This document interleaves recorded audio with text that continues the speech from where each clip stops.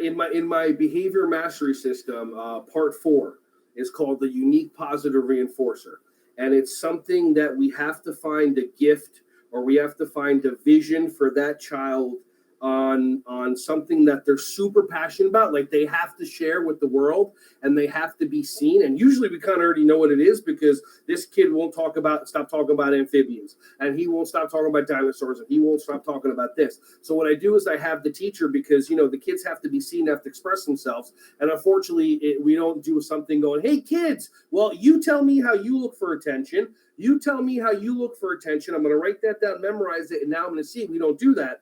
But we also don't do something that I do a lot, which I start my class going, who wants attention? And then one kid's like, oh, pick me. And I'm like, and they do their thing, and then that's it, and it's done.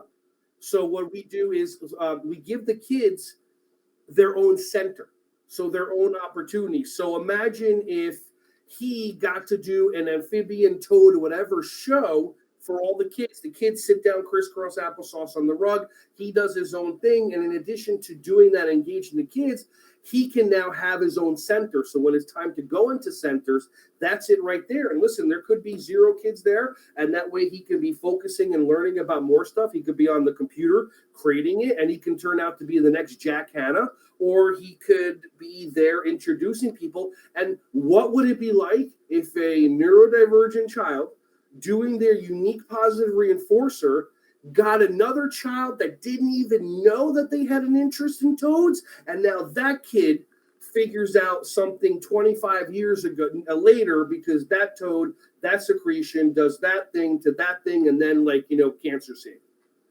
Wow. Yeah, that's true. And that's true for my nephew too, because he could totally teach you a lot of things about amphibians or whatever it is, for the day. Could be. Have you ever thought of having him do a YouTube channel?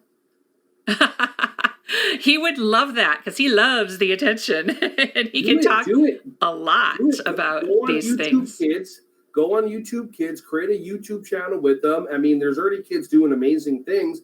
5, 10, 15 years from now, I mean, the more knowledge he's going to have, he may never even have to go to college, because he's going to have mentors and all these people already working with them when he's 10, 12, 13 years old. Mm-hmm.